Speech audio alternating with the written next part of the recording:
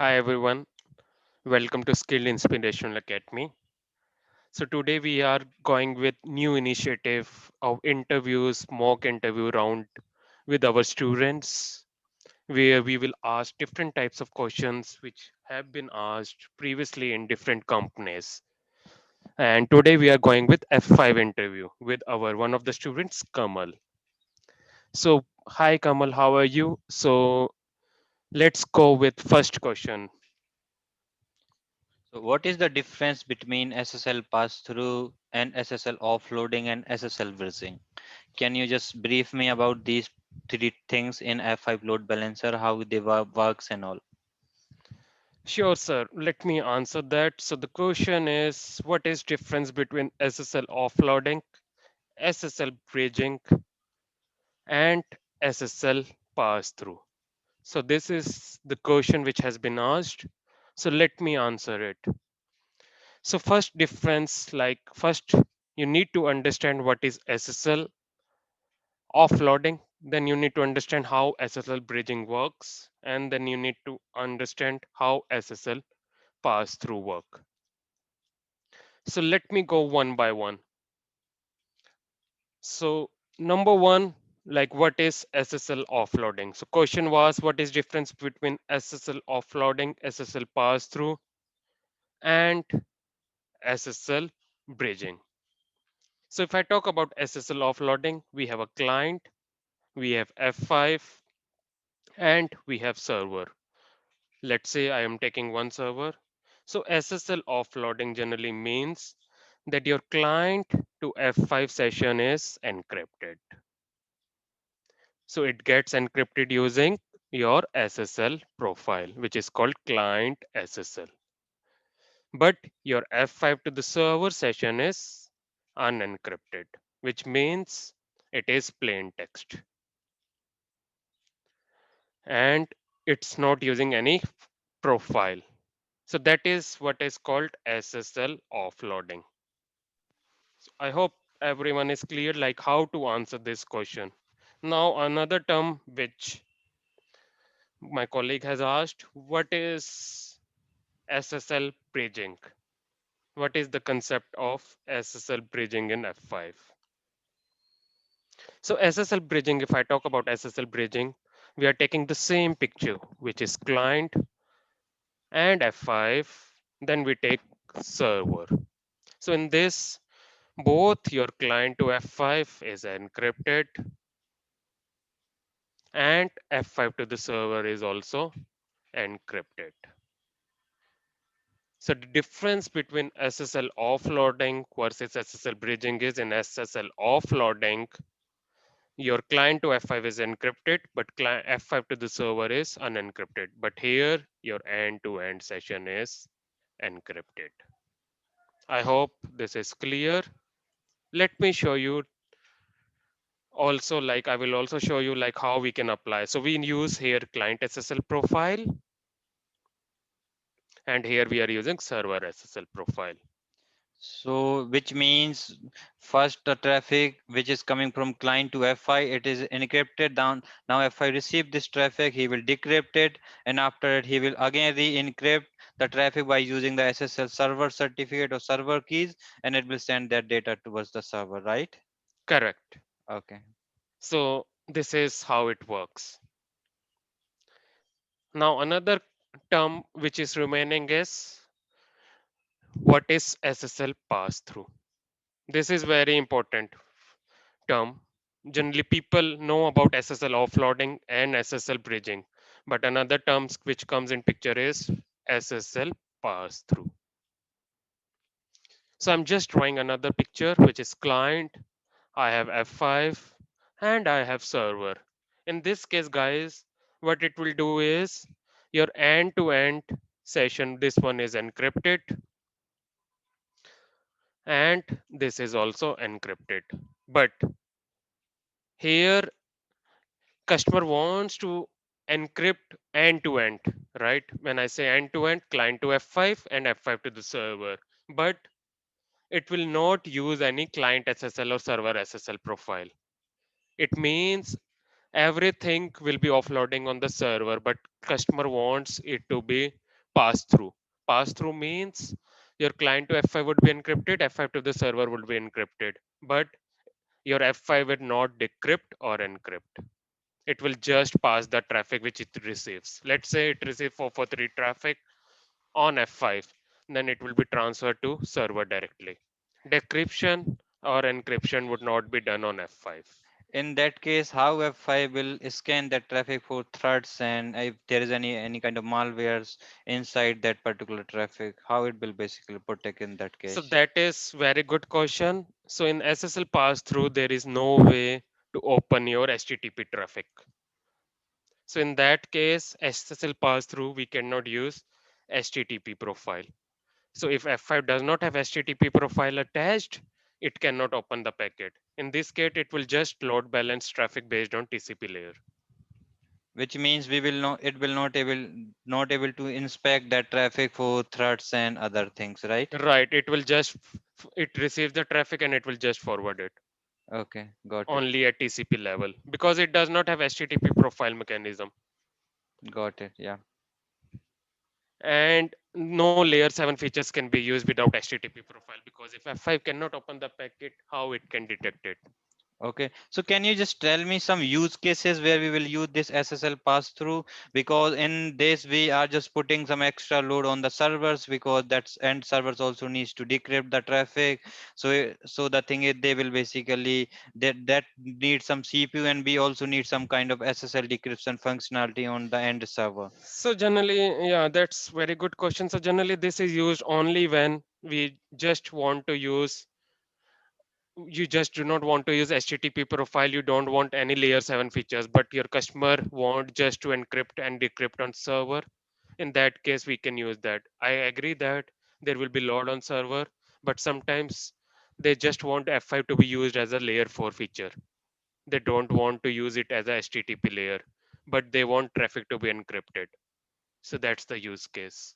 I agree Okay. that's the disadvantage, but that's only the term which has been introduced, which will have a disadvantage that we cannot use any HTTP profile and we cannot use any malware detection. But your use case, we can use it like if you don't want to use HTTP profile, but still I want my traffic to be sent end to end encryption. That's the use case. Okay, got you. Yeah. Okay, so guys, this was the question. So next question, please. So can you just explain me what is difference between TCP and HTTP health monitor? Okay, thank you, sir, for asking this question. So, see, guys, first you need to understand why monitor is required. So, both the terms comes under your monitors. So, let's discuss first about why monitor. People have questions like why health monitor is required. So, in this case, guys, question was difference between your TCP versus HTTP. So guys, in TCP health monitor, what we do is we go to the pool. Let's say we have your client coming to your F5 and then we have pool. So we can apply health monitor either on pool or your pool member or your node. So question is what it checks. So generally guys, health monitor is a phenomena which will help F5 to detect whether server is listening on that port or not. If server is not listening, so F5 has a mechanism, right? Because if there is no health monitor, let's say I have F5, I have server 1, I have server 2, and I have server 3. Let's say if server 3 goes down and your traffic comes from client here and we have round robin. So in this case, guys, F5 will first send traffic to S1, then to S2, and then to S3. And in this case, health monitor is not applied. So it means F5 has a wastage. It does not have any mechanism to detect whether server 3 is up or not. Still, it will send traffic to S3. It will receive traffic, it will go here, here. It will think that S3 is also up. But we know that S3 is not up. So that's the advantage of health monitor. Okay, so you have explained the health monitor, right? But I'm looking for what is TCP health monitor and what is HTTP health monitor. Yeah, so How it now, will do that monitoring? What are the content it will use for doing the? What are the timers and all? yeah. So guys, in TCP health monitor, we have F5 and we have server 1, server 2. I'm coming into that. I'm drawing the live picture so that it will help you to understand. So let's say in TCP, we have two servers IP. One is 10.2.2.50 on port 80. Another one is 10.2.2.50 on port 80, which one is 51.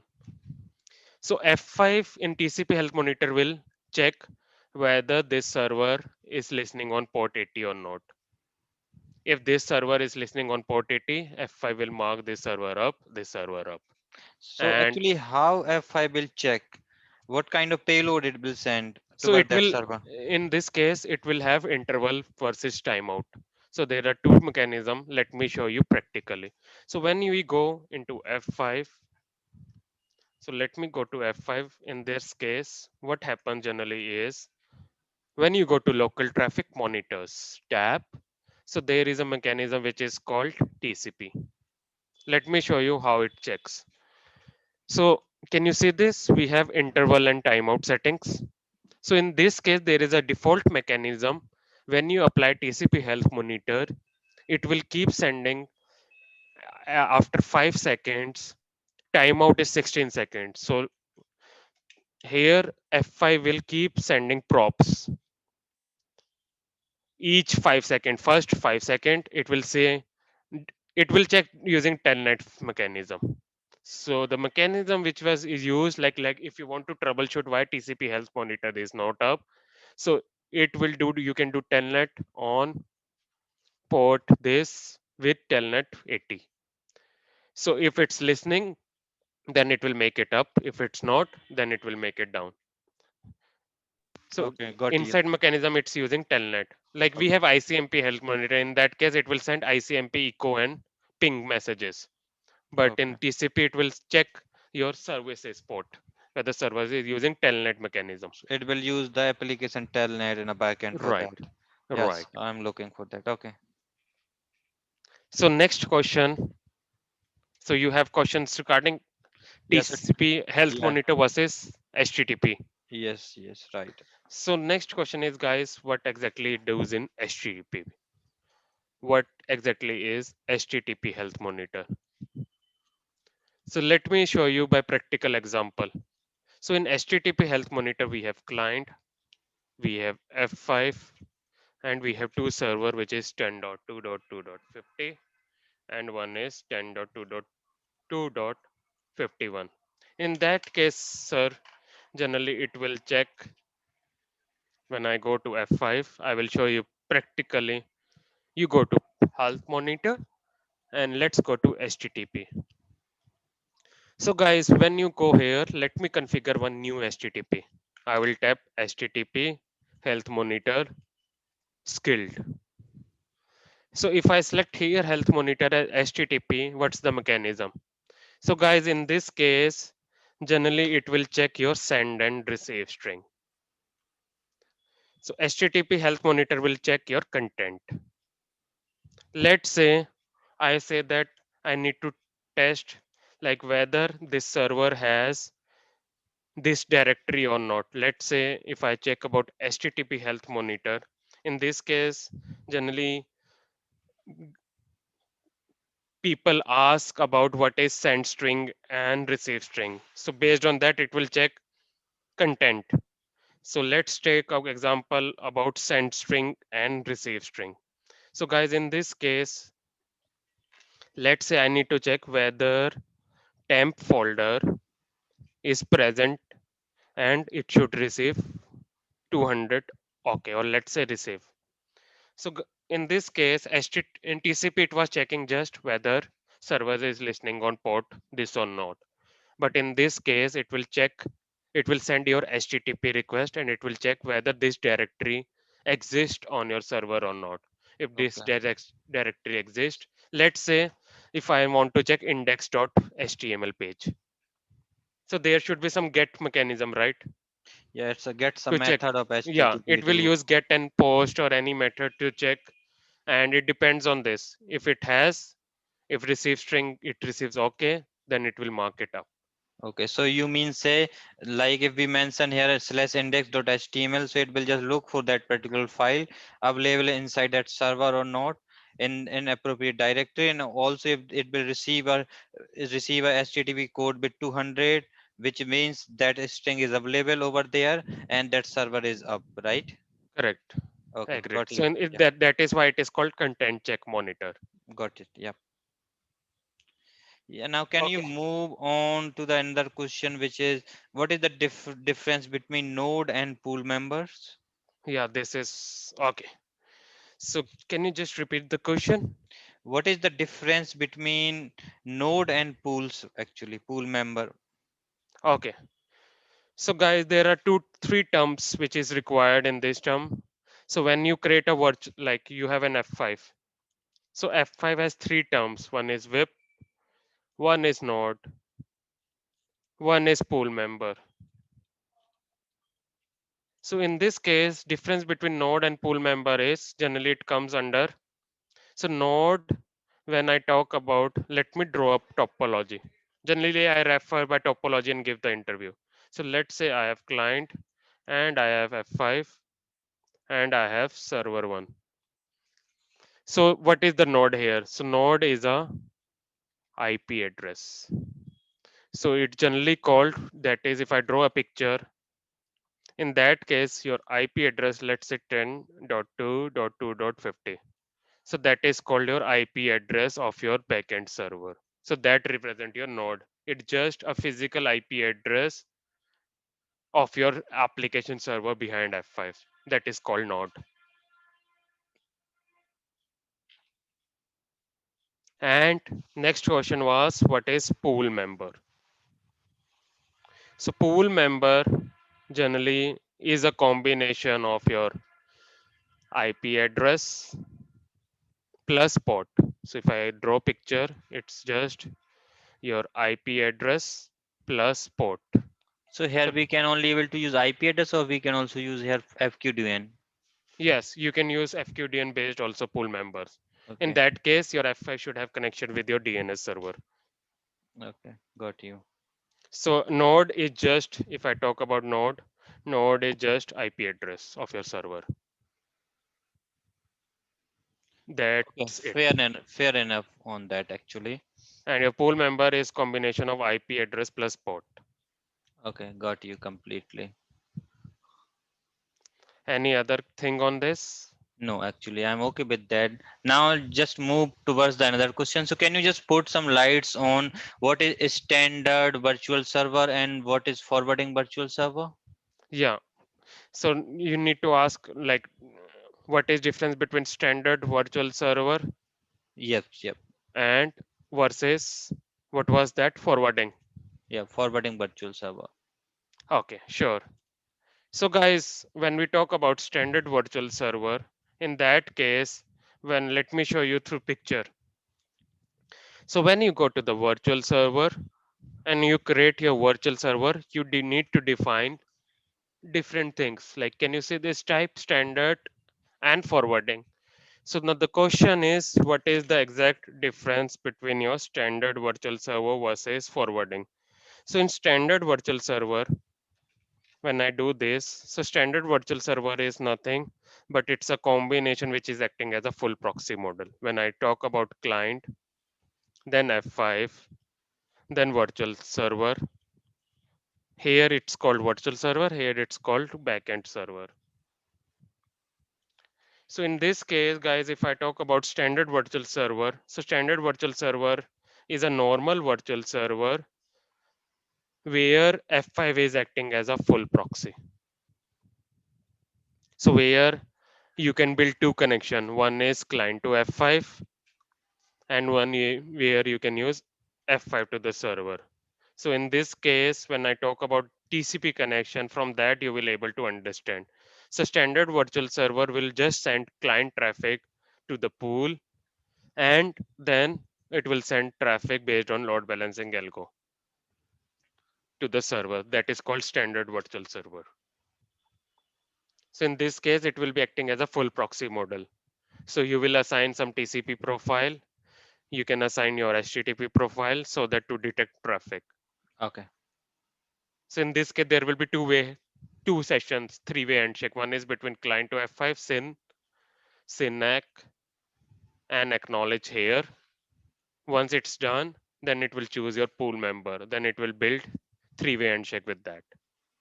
So now I have here one more question actually. So let's suppose client has initiated one connection towards this F5.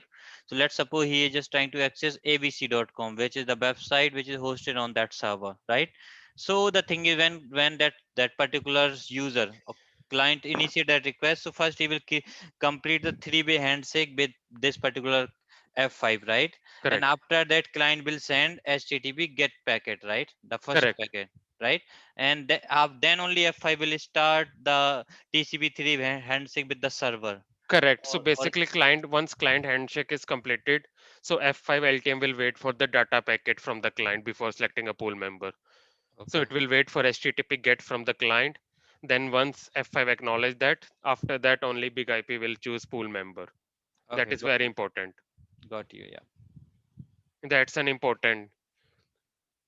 Okay, okay, got you. Okay, now can you just explain what is the difference between LTM and GTM?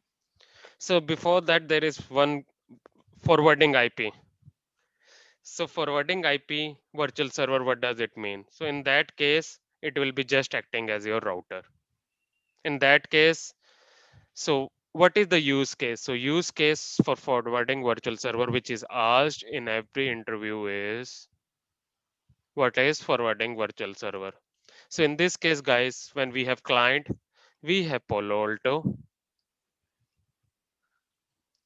firewall, we have F5, and we have server. So my customer just wants to just forward traffic. It receives traffic on Palo Alto, but F5 is coming as a bump into wire. So client does not want to use any load balancing. But we have existing F5 in our network, so we can not do anything, right? We should have some virtual server which can forward traffic. Even if customer does not want any load balancing feature, I have an F5 coming in picture, I cannot remove it. So forwarding virtual server, what will happen is it receives the traffic and it will operate based on packet to packet basis. That's Okay, all. so F5 will not perform any kind of Load load balancing. balancing over there. Right. In this case, it will just receive SYN packet. Okay. Then it will just look over the routing table or destination IP address Okay. and it will just forward the packet on that. Now let's suppose in behind F5 we are not having one server. Let's say we are having two, three, four servers. Okay. So the thing is that client will hit the traffic on the F5 virtual server, F5 forwarding virtual server IP address, right? Or that client need to send direct traffic to the server IP address. Actually, basically in this case, good question. So destination IP would be your server IP address, which I will be creating on VIP.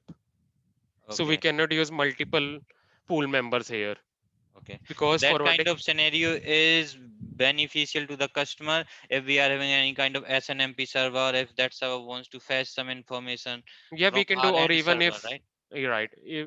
This this type of setup will only be used when you have F5 and you do not want to use any load balancing feature. It's just Okay. coming in your environment. You just need to forward it.